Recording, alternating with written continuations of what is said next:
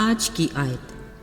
خداوند خدا فرماتا ہے، دیکھو وہ دن آتے ہیں کہ میں اس ملک میں قحط ڈالوں گا، نہ پانی کی پیاس نہ روٹی کا قحط، بلکہ خداوند کے کلام کے سننے کا قحط۔ آموس 8:11 آیت۔ عزیزو، انسانی زندگی خوشی اور غمی سے عبارت ہے۔ اس میں خالق خدا کی بڑی حکمت ہے۔ دیکھیں نا، اگر تو زندگی میں خوشی کا موسم ہی سدا بہار رہے تو کیا ایسا ممکن ہے کہ ہم خوشی دینے والے کو ہر وقت یاد رکھیں؟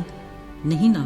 اس لیے غم کی گھنگھور گھٹاؤں کا زندگی میں آنا نہایت ضروری ہے۔ بلا شبہ ہماری فکر پریشانی کی بنیادی وجہ ہماری خوراک ہے، جو ہماری ضرورت بھی ہے۔ ظاہری بات ہے، دن بھر کے کام کاج کرنے کے لیے طاقت چاہیے، اور طاقت کے لیے اچھی غذا۔ اس لیے یسوع مسیح نے اپنی تعلیم میں خوراک جیسی اہم موضوع کو بڑے ہی اچھے انداز میں پیش کیا اور کہا، اس بات کی فکر نہ کرو کہ ہم کیا کھائیں گے یا کیا پئیں گے۔ انہوں نے پرندوں، کیڑوں، چوپایوں کی مثالیں دیں کہ دیکھو، یہ نہ کچھ بوتے ہیں، نہ کاٹتے، اور نہ ہی کچھ جمع کرتے ہیں، پھر بھی بھوکے نہیں رہتے۔ عزیزو، اتنی تسلی کے باوجود ہم انسان ہیں کہ پھر بھی کھانے پینے کی فکر سے باز نہیں رہتے، جبکہ اس کا اختیار خالق خدا کے ہاتھ میں ہے۔ دیکھیے نا، وہ مے نہ برسائے تو پیداوار نہیں تو خوراک کہاں؟ تو پھر خوراک کے بارے میں ہماری فکر کی کیا حیثیت رہ جاتی ہے؟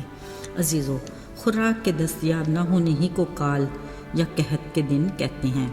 پرانے عہد نامے میں کال کے دنوں کا ذکر ملتا ہے، جس میں قابل ذکر ایلیاہ نبی کے دور کے 3.5 سالوں کا قحط ہے، جو اسرائیل کے بادشاہ اخیاب کی سزا تھی۔ اس کے علاوہ ملک کنعان کا 7 برس کا کال بھی قابل ذکر ہے، مگر خدا کی طرف سے پہلے ہی اس کی آگاہی دی گئی تھی۔ یہی وہ وقت تھا کہ خدا نے اپنے بندہ یوسف کو ملک مصر میں سرفرازی دی۔ میرے عزیزو، ذرا سوچتے ہیں، اگر آج کے دور میں ایسا کال پڑ جائے تو؟ یہ ہمارے لیے لمحہ فکریہ ہے، اگرچہ کال کی طرح کے چھوٹے موٹے جھٹکے تو آتے ہی رہتے ہیں، جس سے ہم سبق کم ہی سیکھتے ہیں، مگر اپنی تدبیروں سے اس آفت سے نبرد آزما ہونے کی کوشش بھی ضرور کرتے ہیں۔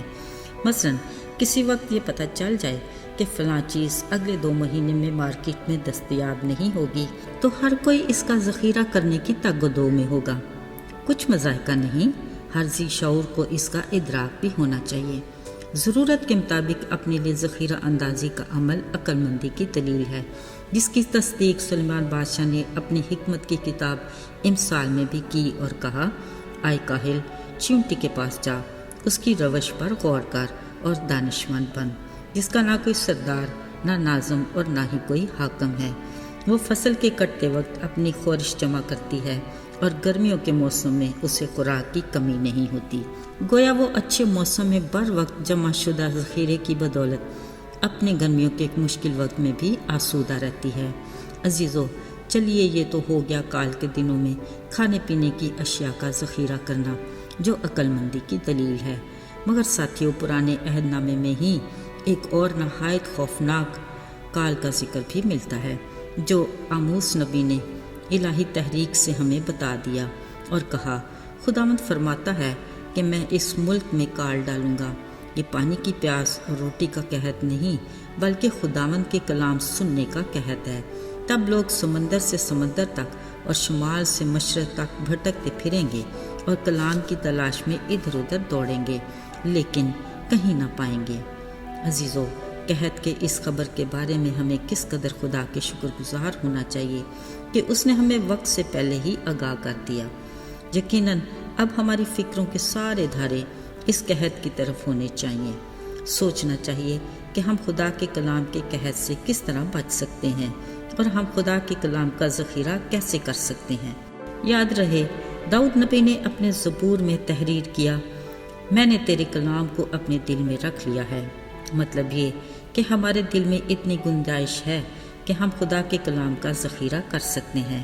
ہمارا دماغ خالق خدا کا عطا کردہ ایسا عضو ہے جس میں بہت کچھ سما سکتا ہے، لہٰذا ہمیں بڑی سنجیدگی سے خدا کے کلام کو زیادہ سے زیادہ یاد کر کے محفوظ کرنا ہے، تاکہ کلام کے قحط کے دنوں میں اپنی آزمائشوں اور مشکل میں اپنے ازلی دشمن کے ہر حربے پر کلام کے ذریعے غلبہ پا سکیں۔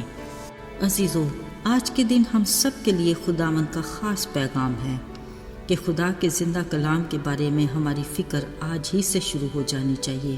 زیادہ سے زیادہ خدا کے کلام کو پڑھیں، سنیں اور سیکھیں، اور اس کا اتنا ذخیرہ کر لیں کہ مشکل وقت میں ہم اپنی روحانی زندگی میں بھی سیر اور آسودہ رہیں۔ آئیے دعا کریں۔ اے ہمارے آسمانی باپ، ہم تیرے شکر گزار ہیں کہ تو ہر طرح ہماری فکر کرتا اور خیال رکھتا ہے۔